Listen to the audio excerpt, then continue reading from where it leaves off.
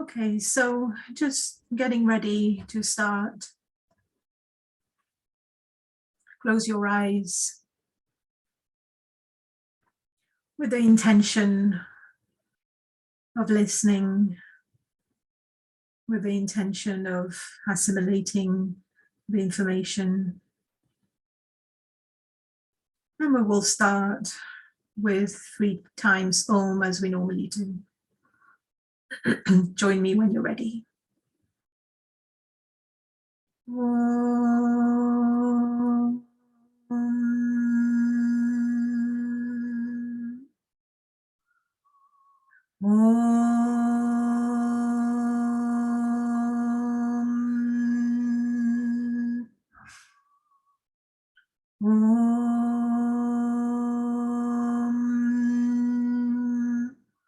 Om Sahana Bhavatu Sahano Bhunaktu Saviryam Karavavahe Tejasvinavadhitamastu Ma Vidvishavahe.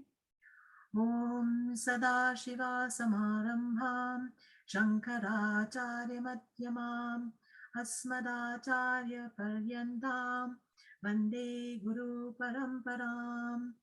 Om Vasudeva Sutam Devam Kamsachanuramardanam Devaki Paramanandam Krishna Vande Jagatgurum. Om Shri Gurubhyo Namaha. Hari Om. So slowly open your eyes. And so welcome everyone to today's talk. So today we're going to be talking about meditation. So it is a word that's become very, very popular, and but then there are quite a few misconceptions perhaps, or I don't know if you call it misconceptions, but then you know what some people think it is. It's not the same across the board, and it's certainly not what quite different from what is explained in the Vedanta philosophy, which is the philosophy that we are learning. So so it's just really the purpose of today is to give you that understanding and talk around the topic a little bit. And then in the next interactive session is where we're going to be talking a little bit about the practical bits of it, and how to establish a practice, one's own practice, and how to make this something enjoyable and something, and also to find something that suits you where you are, your personality and everything else. So bear with me. So today is the theory of it, but I think without really understanding, it is not possible to get a very good practice of it. So the understanding comes first before even wanting to develop a practice. So mostly the most common conception of meditation is it is a mental discipline, or it is a practice to quieten the mind. So this is what most people will kind of say meditation is. And some people would even say it is a contemplative art. So it helps to explore inner realities. It helps people to get in touch with themselves, their feelings, and to be more, you know, to understand themselves better at the mind and emotion sort of level. And then, and also some people kind of think it is a profound inquiry. It is something quite advanced, and it is something a bit more existential. So the trouble in describing meditation is really, I think I have used this example before. If you want to really try to explain somebody about what sleep is, somebody who who can't sleep, and you know, you kind of explain to them, this is what sleep is like, this is how great it is, this is how you experience it. And you know, when you're dreaming, you kind of almost, you drop your body, you have no identification with your body, and all that kind of stuff is very difficult to explain unless somebody has experienced what a dream is and has actually experienced what sleep is. And similarly, I don't know if you know this fruit, some of you would know, some of you might not. So this is a lychee, or lychee is sometimes called. So it's a very lovely exotic fruit. And you know, so trying to describe the taste to you is going to be very, very difficult. So I can say something like has got a subtle taste. And then I can say something like there is a seed in the middle, and you know, things like that. But I don't think you're going to really understand what I mean by the taste of this wonderful fruit. So similarly, for meditation, words are not really substitute for one's own experience, and you know, people kind of share their experiences, and but it is very difficult to kind of describe in that sense of the word. So I think we're kind of getting used to this idea of, before we define something, we kind of say what it is not, before trying to explore what it is, because it's a lot easier to say what it is not sometimes. So I just thought I'll kind of list these to begin with. And again, I will come back to each of these points. So if you don't understand everything fully now, but we'll come back to each of them. So meditation is not really to make the mind go blank. So what we're not trying to achieve a state where there are no thoughts at all, for various reasons. I mean, first of all, because it's extremely difficult, and then also that's not what we're trying to do. So basically, what meditation is, it's having a flow of thoughts on one subject matter or on one topic, etc. So it's related thoughts rather than having no thoughts or make the mind go completely blank. So I'll come back to this point a bit later. I mean, I'm sure you might have heard about some people saying, you know, you're trying to achieve the mind go blank, but that's not what it is. So it is to have similar thoughts, and then also to kind of, when the thoughts go away, when other thoughts come in which are not related to what you want, then is to have that discipline to bring your mind back. So so sometimes in the yoga class, for those of you who come to my yoga class, I say, you know, where is the breath? Notice where your breath is, and gently, once you've noticed that, bring it back if there are other thoughts. So it's this process of just bringing your mind to one specific thought. And in the asana class, for instance, we focus a lot on the breath as this anchor to have our thoughts around this, and also around the various sensations of the body. I'm not saying this is meditation, but I'm just explaining this is what we mean by similar thoughts. And then it is not really a way to experience bliss. So it's not an experience that you just get. And you know, because imagine, you know, if that's what it is, then when you come out of the meditation, that feeling is no longer there. So it's not really what we mean by bliss. I mean, you might get some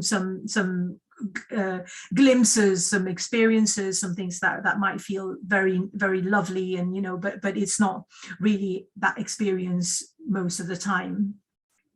And then sometimes it's also seen as an attempt to escape problems. So, you know, I've got a lot of problems, so therefore I will meditate. And then, you know, but then you can meditate and have a great experience for 20 minutes or whatever time, but then your problems are here once you open your eyes. Okay, so basically it is not an escape. It is not, you know, and also within Vedanta, and we kind of say that the idea is, if you've got problems, you should attack them head on, and you know, you should deal with them and not kind of try and escape them.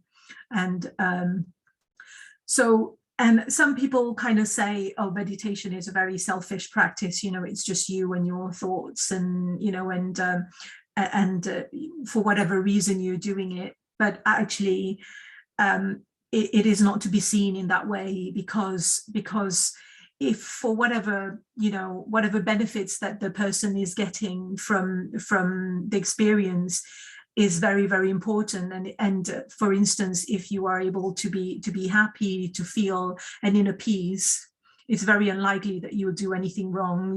It's unlikely that you would want to be violent. If it's unlikely that you would always say the wrong thing. But then if you've got a lot of positivity within yourself, and that's what you're going to be sharing with others. So therefore, you know, we always say, make sure that your cup is full, or, you know, this is what people sometimes say. So therefore, you know, it is very important. It might appear selfish to some people, but it isn't really, because once, you know, as you know, everything starts with us.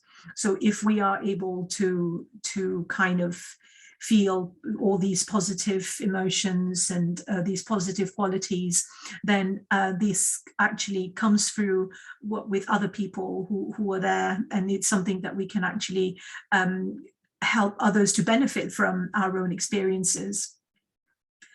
And then number 5 and 6 are quite related. So meditation is not a worldly achievement, right? So it's not something like, okay, you're running a 5K, you've got your time, and you next time you want to better it, and, you know, and it's objective, and it's not like that. It's not a worldly achievement. It's not. This is not what meditation is. I mean, obviously, you want to feel better. You want to feel that you are making progress in some way or whatever, but it's not a worldly achievement in the same way that a lot of things that we do are. Okay, and also in terms of, you know, sometimes you will hear people say, oh, I'm getting really good at this, and it's now I think, you know, I'm really, you know, and it's quite easy. But to always kind of think, take that with a pinch of salt, really, you know, when people say, yeah, well, I should be able to do it, and it's easy, I do it, I meditate for an hour every day or whatever, you know. Some people would say, oh, it's great, and, you know, but take that with a little bit of a pinch of salt. I mean, don't assume that you know, that's so they must be good and you're not getting there because you're whatever. So again, I mean, I think I've said a lot of times around this idea of comparison, so drop that. And also be a little bit skeptical when somebody say, you know, this is easy.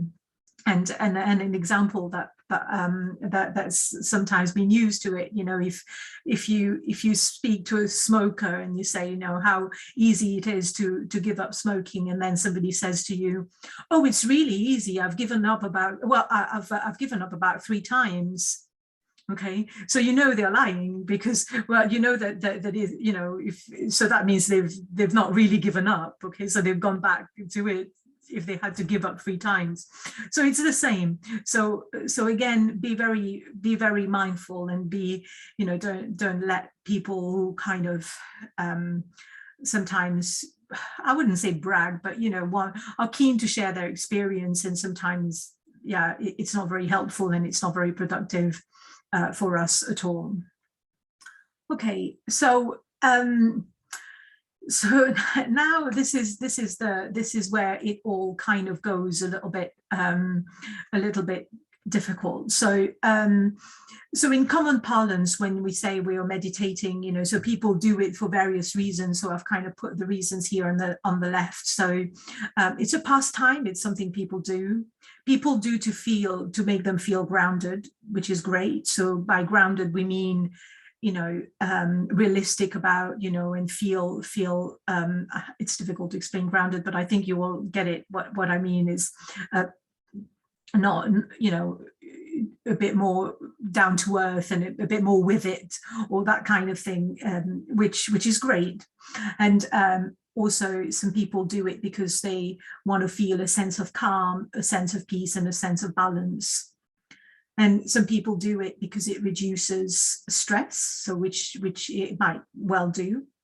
Some people do it to promote their own emotional health. So by, people sometimes reflect on certain things that have happened, or by just kind of, getting away from a problem for a moment, and then just, again, it might be a little bit of an escape, or maybe not, or whatever, but then it can help to promote emotional health. There's no doubt about it.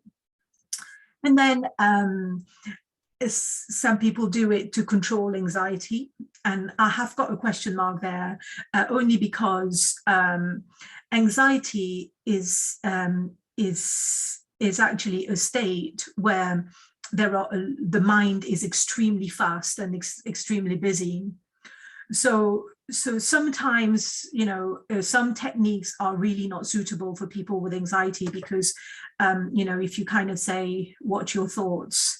My thoughts is that the world is ending tomorrow, and everybody will die of coronavirus, and, and all that kind of, and everything, so if somebody with a lot of anxiety kind of do that kind of meditation, that's not going to help in any way.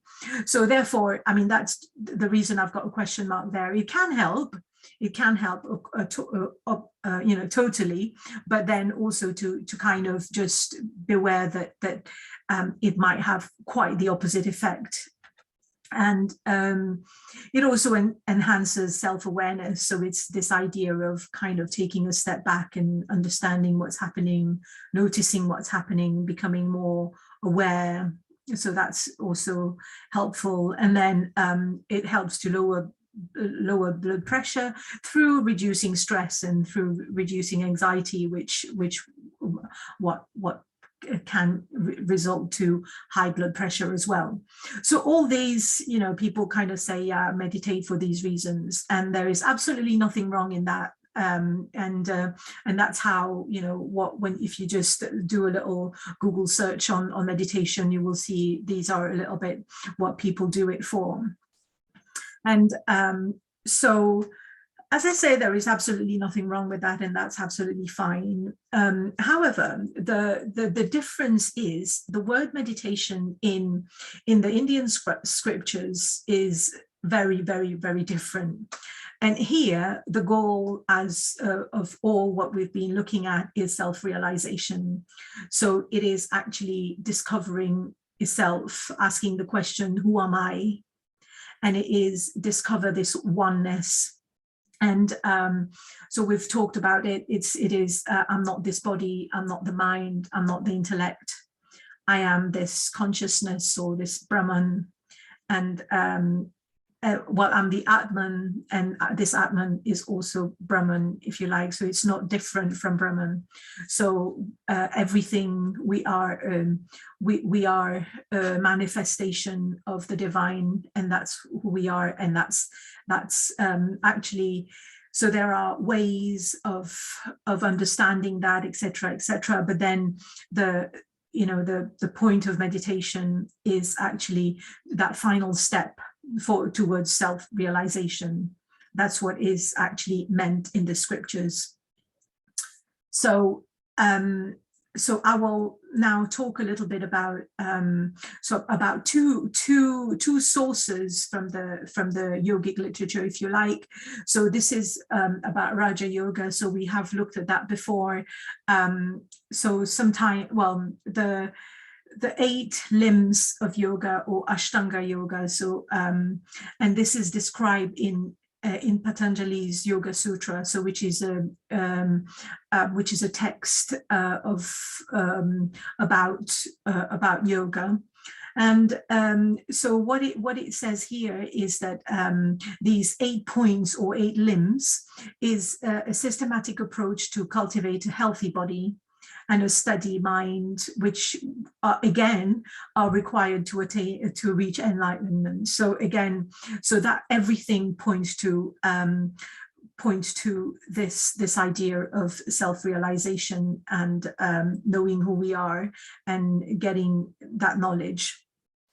So so the eight limbs of yoga, I'm not going to go in too much detail about this, but then the first one is around the ethical rules, so which we call yamas, and then and I'll just put them here. So so yamas is to live a life of harmlessness, so where we are, where we don't cause harm to ourselves, and then we don't cause harm to others, other beings, other Mother Nature, and all that kind of stuff. It's just a very fundamental principle.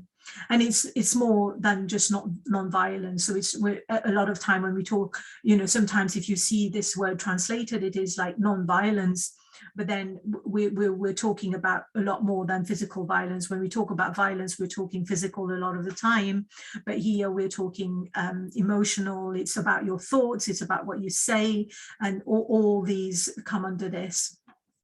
So the second principle is is truthfulness, or total honesty. And then the third one is non-stealing, so abstention from theft. And theft here has got a very different meaning as well. So it's not, I'm sure all of us are saying, oh, but I'll never thieve, but I will never do anything like that, or I'll never steal. But steal here is a broader way. So steal is when we are taking a lot more from society than we are able to give back. In that sense, I mean, obviously making allowance for what you can or what you do in that kind of way. So if you're always taking and taking but never giving anything, then that comes under this category of theft, if you like. So it's not just stealing. And then this word, I mean, I don't provide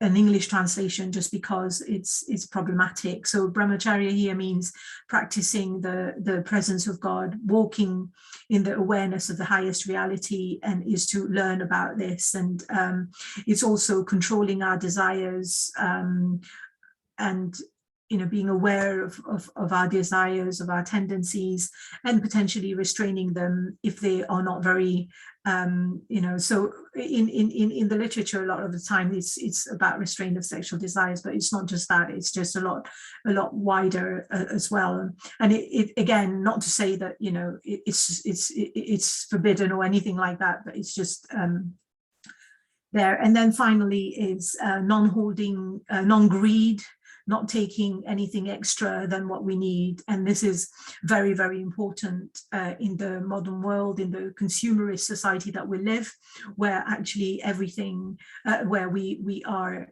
there is pillage, we are for Mother Nature, and we are taking a lot more than actually we need to survive. So and the saying here is, the world has, the nature has enough resources for what we need, but not for our greed. So so that is something to think about as well. And also to understand this thing that, we don't own these things. We are using all these resources, and not to be grabbing, and not to hold through our senses so much. And then the next one was the niyamas. So niyamas is purity of the mind and the body. And this is something that we need to understand. So it's not say, sometimes I've heard people say, oh, well, my mind is pure anyway, and my body is pure. I eat only organic, and I don't, and I won't even do the vaccine, so therefore my body is pure, and all that kind of stuff. But that's not what we mean here, right? So what we mean here is well, if somebody's mind and body is completely pure, then they will know who they are. They'll be able to abide in the self. So the term might be a little bit problematic here, but then there are all sorts of things, all sorts of emotions, all sorts of thoughts, all sorts of, all these things like greed, jealousy, and, all these qualities that we all have. to a certain degree, more or less of. We all do. And this is what we're talking about here, about the purity of the mind. And similarly for the body is where the prana can circulate properly, which has got nothing to do with a lot of the things that we're talking about. And then contentment is to be happy, to have that disposition where you're satisfied with what you've got. And the third one is around training the senses and disciplining the body, disciplining the mind, so we are able to kind of follow a certain discipline in life.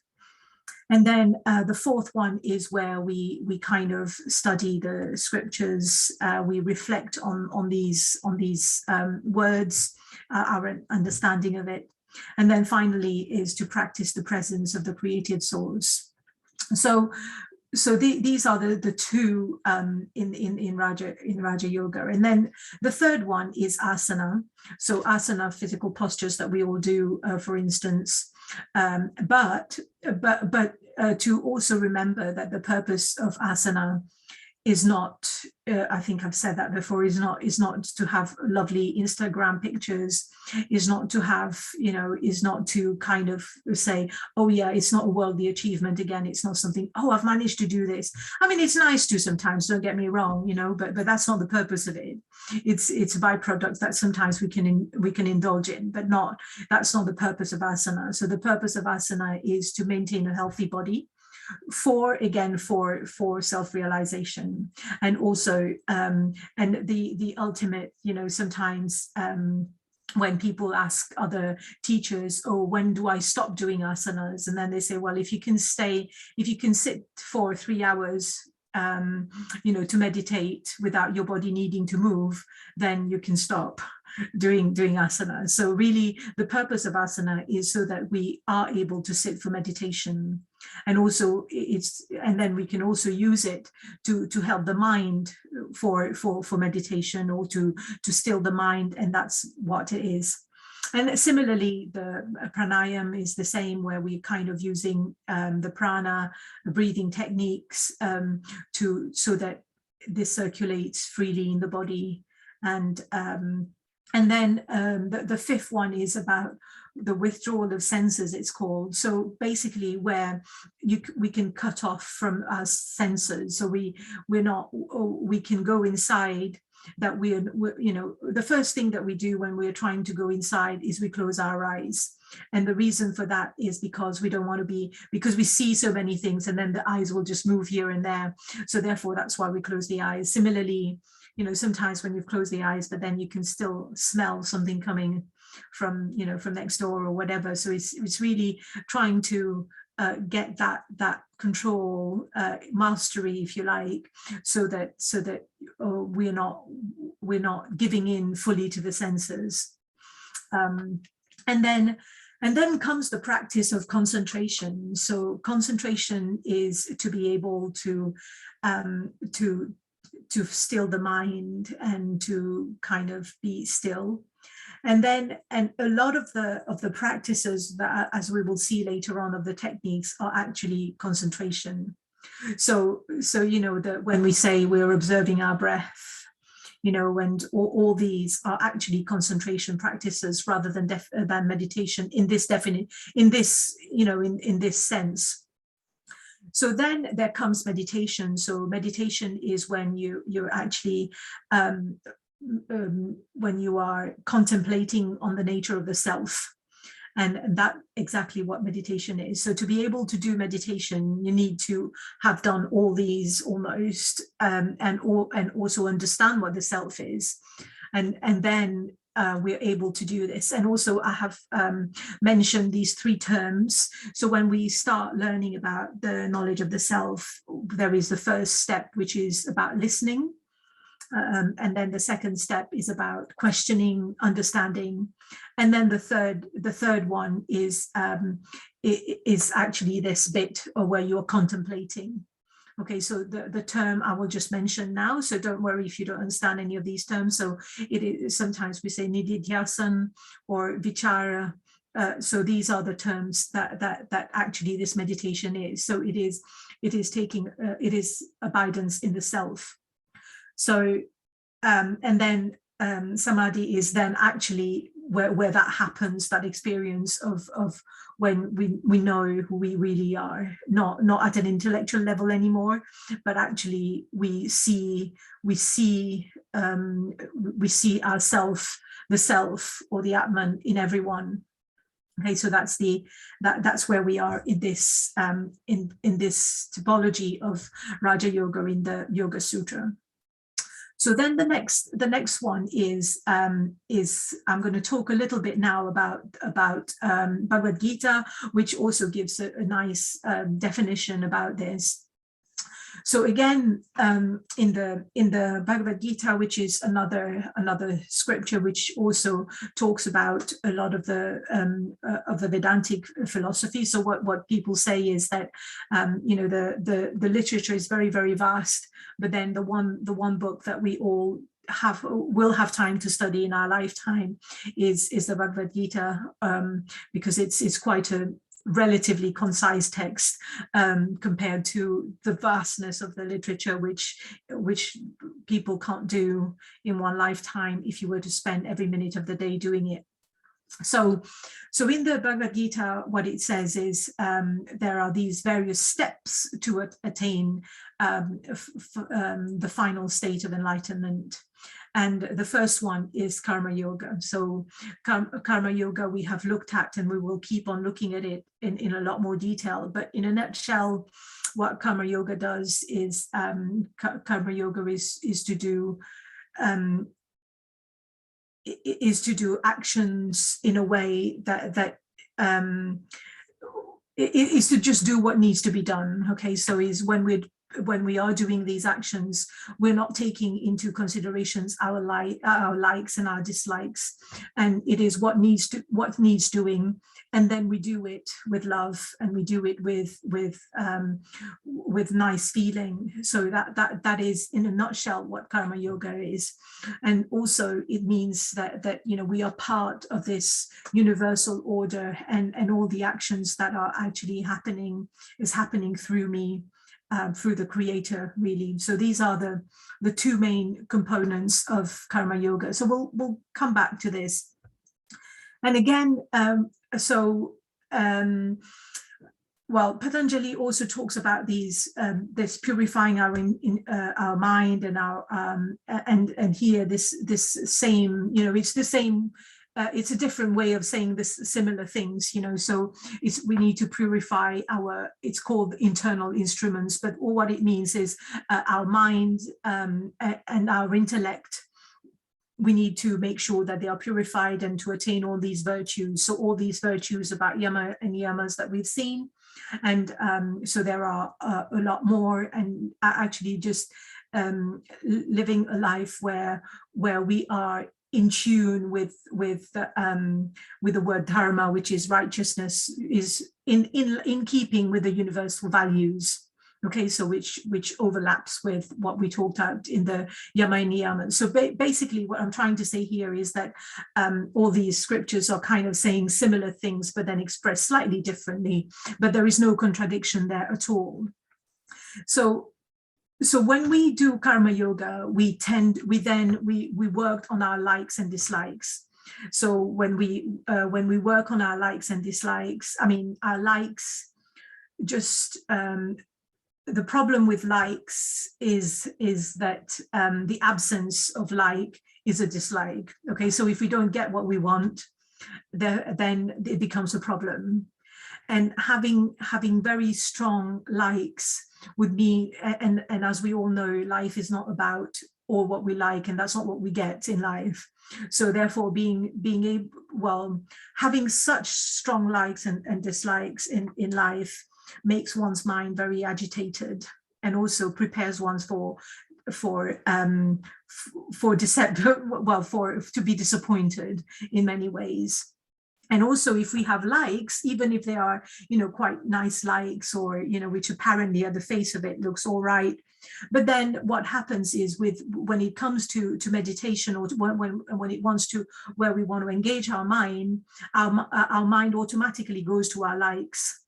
So when we have a like for something, then, you know, so for instance, people who love cooking and eating, a lot of their brains are occupied by, oh, this food and this taste and what I'm going to do, what I'm going to taste, and where I'm going to go out to, and, you know, that kind of stuff. So, you know, it's not necessarily a problem, but then it does make the mind agitated in that way, which, you know, which is all right for people. But if your pursuit is highly spiritual, and then your mind will always go through there. And sometimes they can be very, you know, very, you might just think, oh yeah, I love walking in nature. So then what you'll find is a lot of your mind will go thinking, oh yeah, I need to plot a route, I need to go to this place that I haven't been to, I need to look at the map. I'm not judging whether these are good things or not, but all I'm saying is then these start taking up brain cells that you know, we might not want. If this is our purpose, then we are diverting from this. Okay, so understanding properly. So I'm not saying likes are good, likes are not, you know, are bad or anything like that, but just to understand it from the point of view of what they do to the mind. Okay, so then the third point to attain enlightenment is to approach a teacher to gain self-knowledge, is to actually start understanding what it is, what this self-knowledge is. And then the next one is, so, you know, then there is these three stages that I said, where you're listening, where you're understanding, and then where you start contemplating about it. And then there is this idea of renouncing some sense of doership. So doership here is this identification with I. So I, this body, I, you know, I, by your name, or, you know, so it's kind of really trying to kind of understand that is to renounce this thing. So I will talk a lot more about it in future classes. And then finally is what I've said in the same previously in the slide on the Yoga Sutra, is the same, is gain abidance in the self through meditation and contemplation. So that is these are the steps to attain enlightenment. So this is where the final step is, where meditation comes in this context. So, you know, so yeah, just to understand that properly. And then also what the Bhagavad Gita talks about in the steps for a yogi who is following this path of meditation, and well, there are steps and step guides. So one fabulous things about Vedanta is that, you know, it just doesn't kind of say this is what, you know, this is what it is, but then it is very, very systematic, and it gives all the practices, it gives all the direction about how to attain these things. So it's extremely systematic, and the more you look into it, you know, it also sort of says what you know, what you need to wear, what you need to, you know, it can be very, very, very systematic for very serious aspirants. So the first step for a yogi on the path of meditation is to keep external stimulus outside. Okay, so again, here is keep everything all these, you know, what's happening outside the external world, and this is very, very, very tricky in modern world, and social media and all that hasn't helped at all. And the way we operate on a computer, where we've got, like, you know, I mean, we all know that when we're trying to do some work or whatever, and then we've got how many windows open, and all these are all external stimuli in that same way. So similarly here, all these external stimuli are quite there's quite a lot going on there in terms of the external stimuli. So it is very important to think of what they are, and to make sure that we kind of get rid of them. And you know, we have this habit of looking at our phone, and that's another external stimuli, and you know, all sorts of external stimuli that we have that we need to think about.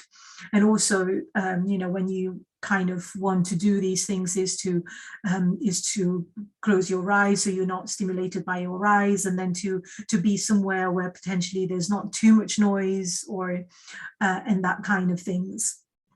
And then so there's a lot more that I'm going to say next time about external stimuli when we look at each step. And then the second step is focus your attention between the eyebrows. So so really it is just to focus the attention there. So it's not really you know, trying to observe or whatever. It's just to steady the eyes, because sometimes even though you've got the eyes closed, but then the eyes are still moving inside, and so it's just having a little point of focus. And then the third is around having a steady and rhythmic breathing. So we all know that depending on our mind, our state of the mind, the breath behaves in a different in that way. So if we are frightened, you know, and then we sometimes, I mean, even language, common English language sort of uses some expressions, say skip a beat, or you know, or so when we are you know, or things like, you know, when we've got this lovey-dovey feeling, so it's all like, you know, so yeah, so and then when we are kind of a bit agitated, or then our breath is rapid. So again, here it is, so for the mind to be calm, then we need to make sure that the breath is steady and rhythmic. So again, you will see that you know, when I mean, even when we're doing something as simple as a yoga class, as an asana class, we do this. We try and keep, you know, try to say, well, be in a room where hopefully you're not going to be disturbed too much, and you know, focus your attention and keep your breathing steady. And this is the reason for the breath to be steady. And then also control over the senses. So which means, you know, when the senses obviously, well, we will hear things, we will smell things, but then it is this practice that sometimes we say, you know, don't identify with it, just notice it's there, but don't identify with it. So sometimes when we do yoga nidra, or sometimes when we do, I say, you know, listen to sounds, but don't try and give it a name, don't try and say what that sound is. So it's again to try and have control over the senses. So not letting, even if you're hearing, but then not judging it. And also this is very important here. So with the mind and the intellect, I mean, we operate a lot with narratives in our head, right? So when something happens, or you know, we have running commentary. You know, some people, we've all met people who have running commentary aloud. So people will kind of voice everything that's going through their head and just talk.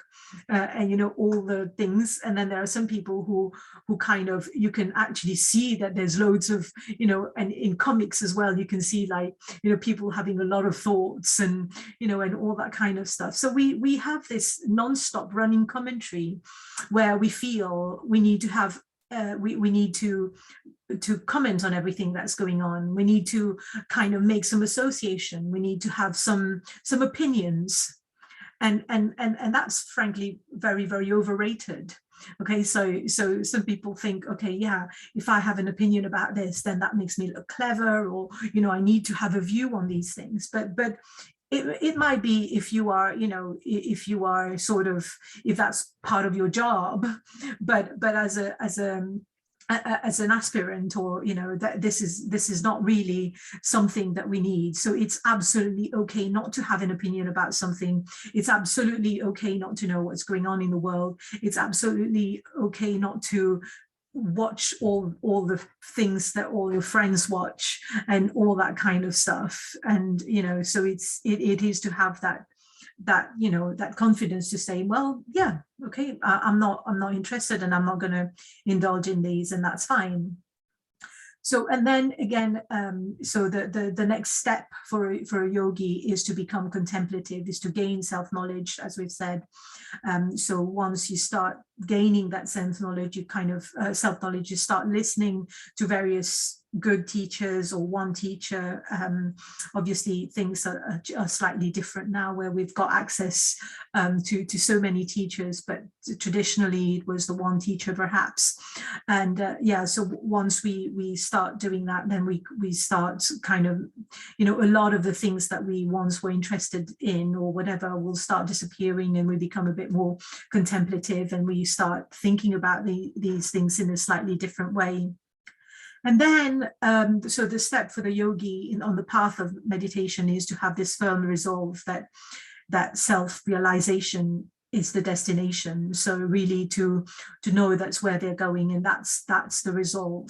And the resolve is very, very important. So, you know, if we don't have a resolve, then we can't, the mind doesn't focus, then, you know, and I think we all understand that, you know, everything, it comes from a thought, right? So if we kind of not have a direction in our mind, and we just sit, so the mind doesn't know where it's going, and we don't have a purpose. But then if there is this firm resolve, then that's where we're going. And so, and as I mentioned earlier on, so self-realization is the destination we're talking about here. And then to become free from desires, anger, and fear, and all these. So advanced yogis on the path of meditation. So there might be fear of, because what happens then is that people are a bit frightened about losing this sense of I-ness, saying, you know, I won't. So, you know, I don't have this sense of I-ness anymore, and it's this oneness, and so there might be some people might have fear about that, but then we know that that there is so much to be gained by actually losing that I-ness. And then there is also a bit of anger and frustration about, you know, people not getting to where they want to get, and, you know, and be too obsessed about the destination itself, or, you know, eventually even that will need to go, because otherwise that will stay binding. So these are like the steps for, you know, in the path of meditation.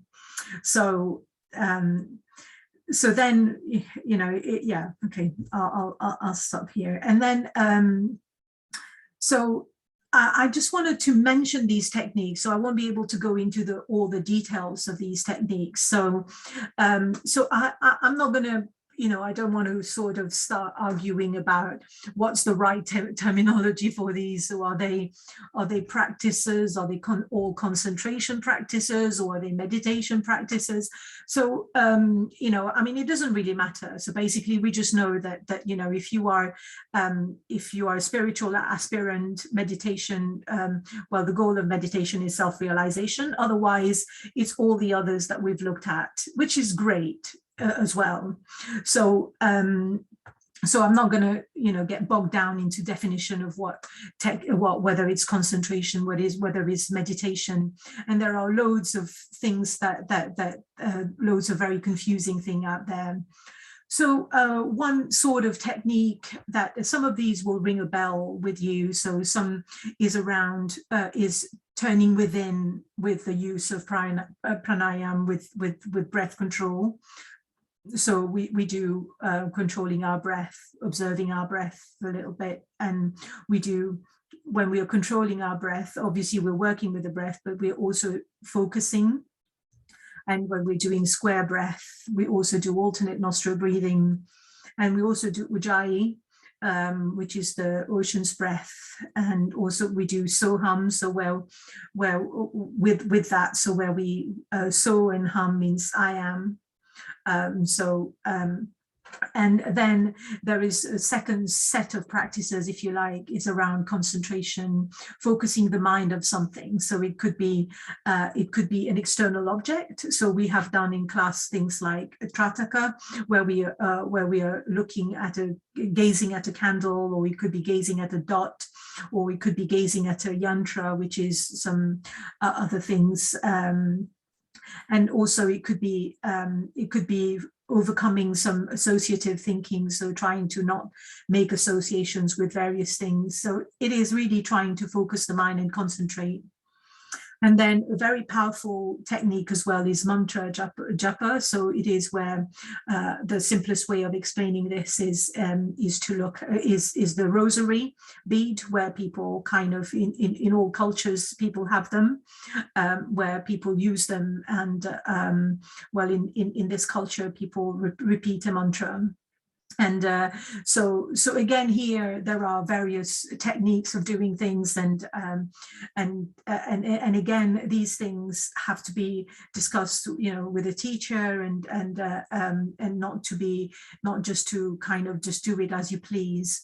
So for the mantra one is, you know, when you are thinking about when you're repeating a mantra, you can be thinking about the meaning of the mantra. You could, if it's related to to a particular deity, you can be thinking about that deity. And then some people also say, well, you know, if you're repeating the mantra and not thinking about the meaning, but then you kind of say, well, in between each mantra there is the I. So you know, the mind is busy repeating the mantra mentally or even aloud, but then in between there is I. You know, so because you're so concentrated on each of the mantra, but then in between this mantra, what is there? There is I, right? So the observer is the one there to witness this mantra. And again here, this idea of, I'll just bring in something else that we were talking about is, you know, sometimes I started off by saying that meditation is not having a blank mind. So sometimes people say, you know, in certain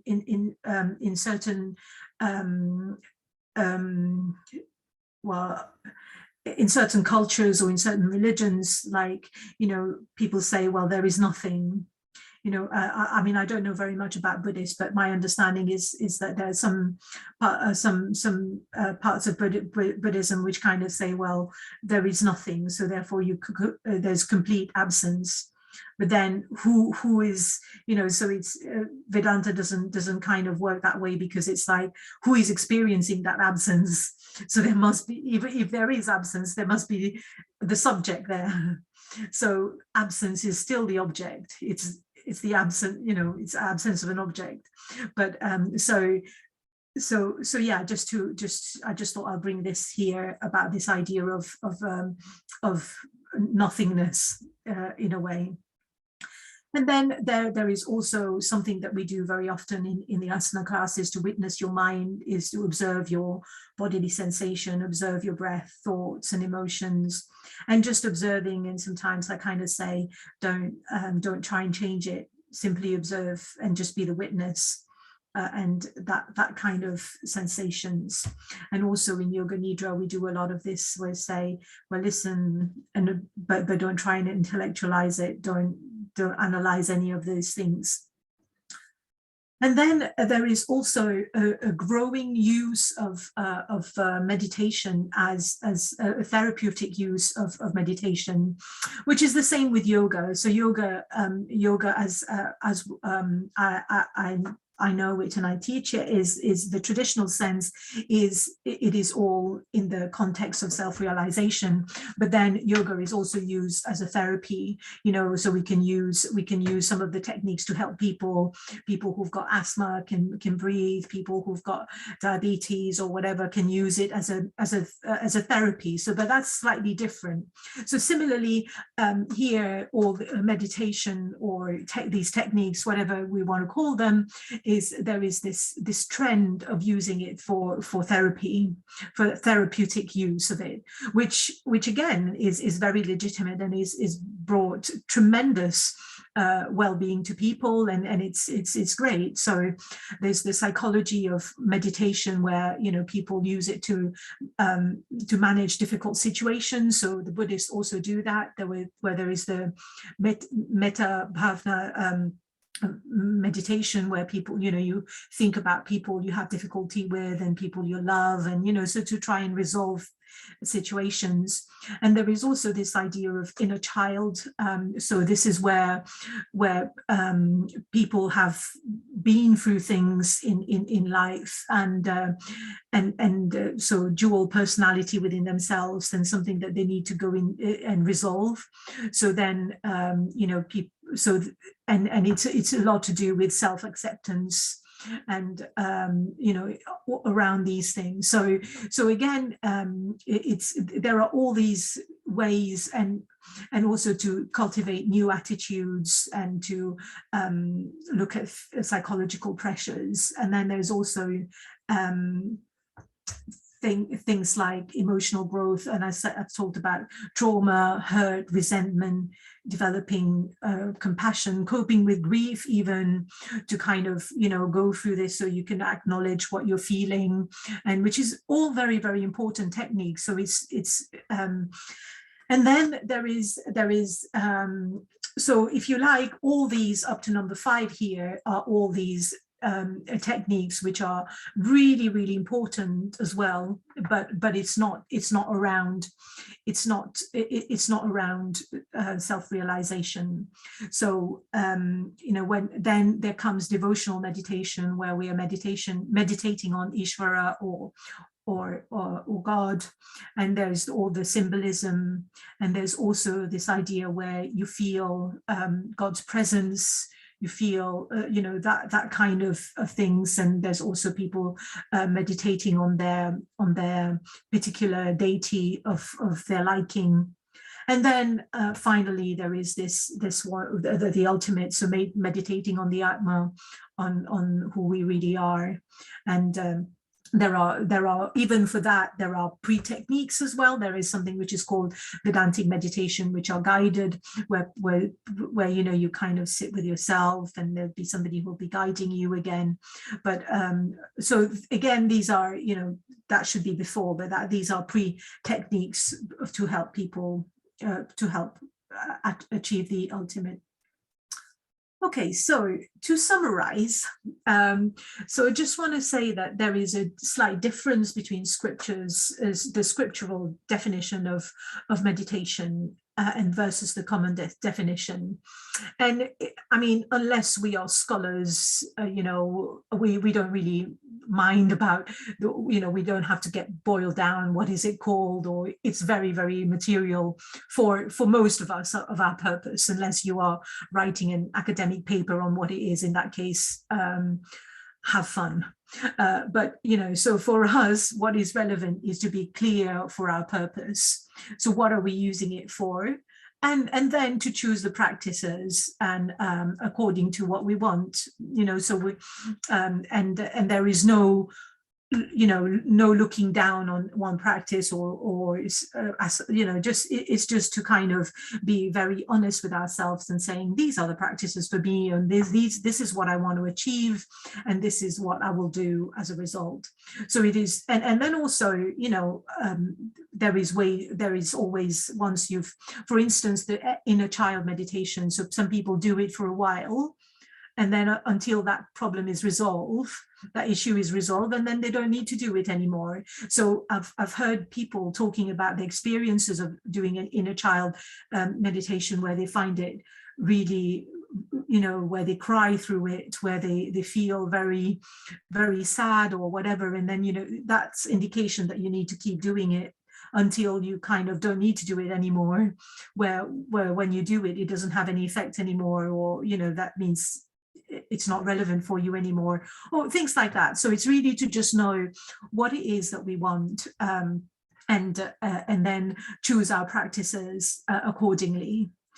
And then to sort of say, and also just to be aware that there is a lot out there, and we need to have that discrimination to understand. So we need to learn from a teacher who's qualified. We need to, and unfortunately, while YouTube has got great things, but it also has got bad things, and also not necessarily bad things, but things that might be bad for us at that particular point in time. And YouTube doesn't know who we are, and doesn't have that, the ability to to tailor make and to guide us through things. So it's just to be very careful. So then I've also put here to be discriminative. So to understand that you know, there are well, you know, there are certain practices out there that are not very good by people who kind of give meditation a bad name. And, you know, there are sometimes where people do hypnotic sort of things, and where, you know, people are in a room and feel, oh, this is great, you know, you get a glimpse of something, and, you know, but then it's not the right way, and it's not the right way to do things, because once they're not there, then you're left on your own, or you might not be ready for these kind of experiences, or, you know, it might not work. So it's just to kind of be like with everything else, you know, in the same way that you can find all sorts on the internet, some really important stuff, and then but you can also find pornography or anything that's horrible there. It's also to say that, you know, just be discriminative who you go to learn from and what you learn, and the techniques. And also is to kind of look at the power of purifying the mind and the intellect through living a simple life of living in harmony with nature, in harmony with the values around us. And that gives us tremendous, you know, then there are loads of things that you know, there are things like lack of self-confidence, lack of, you know, a lot of lacks we will get rid of just by living a life of dharma, and a life of where all these universal values are upheld. We don't feel guilty anymore because we know that we've done the right thing. Sometimes it might not be with hindsight the right thing, but at the time when we did it, we did. You know, it was the best thing to do. So it's just having these things, and just to also say that, you know, to want to achieve something, you know, that you want to achieve in meditation or whatever, there is this whole other work that needs to do. So if if we kind of ignore all these and want to meditate, it's never going to happen, basically, is what I'm trying to say. And then again, I've said that before, you know, there's no comparison of practice. There is, you know, and discussing these things with other people is not very productive sometimes, unless you know who you're discussing it with. So so that's all I wanted to say, and I hope this is kind of given you some idea. And so listen to it again when you can, and we'll discuss in detail next week. So, well, not next week, sorry. So sorry, I think I've switched these two around. So the next interactive class is on the 6th. So that next time we meet on the 6th is the interactive class, and then the lecture would be, so we've kind of shifted, but it doesn't matter. Okay, so we'll finish with our prayers, and as we normally do.